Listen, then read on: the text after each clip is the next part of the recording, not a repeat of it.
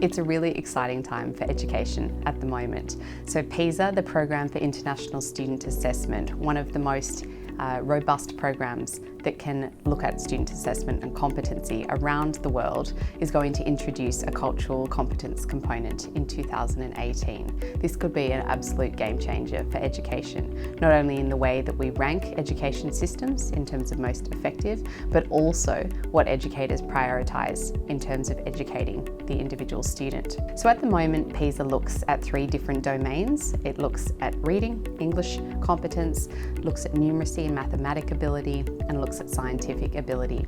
And Pisa is the most robust test that we have in terms of international assessment that compares the critical ability of students to engage across these different domains.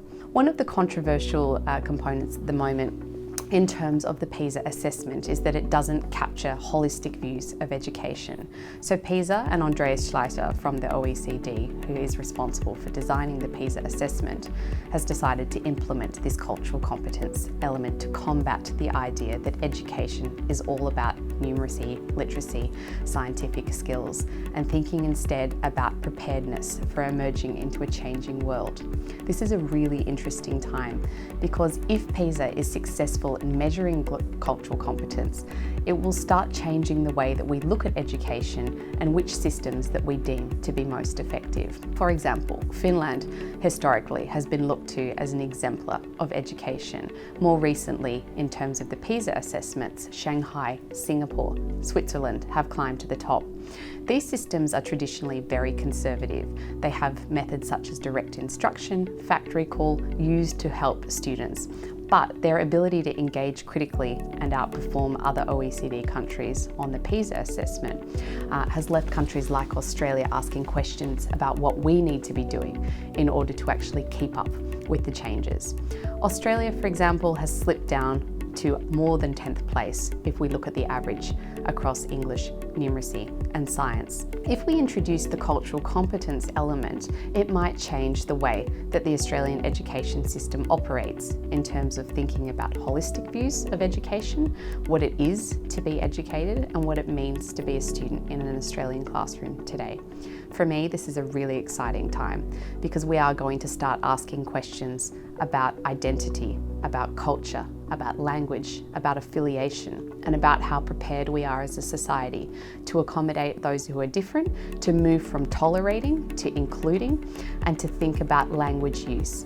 Australia is a monolingual nation. For the most part, we have a huge array of language groups operating here, but we are still monolingual and monocultural, and our education system reflects this fact. Pisa and the need for Australia to keep up with the other OECD countries might actually mean that we shift away from thinking about this monolingual mindset to embracing languages. Extending on the language issue, we might actually start looking at different cultures as well. And so moving away from this national focus that we've had with our curricula to thinking about ways to prepare students for a country, obviously, that they will work within, that has students, other cultures, many people from different language and cultural backgrounds living here, into thinking about how prepared they are and how ready they are to actually go overseas and to expand their skills. The cultural competence component of the Pisa assessment is going to look at a number of different areas, including language, including culture, including understanding of different religious groups, including different components related to these that are interrelated. But it's also going to give an opportunity to understand how ready students are to engage, how critically they can engage with the issue, and whether it can move from this tokenistic understanding of cultural competence to one that actually does show how students prepare to engage with those who are different, how they navigate their surroundings.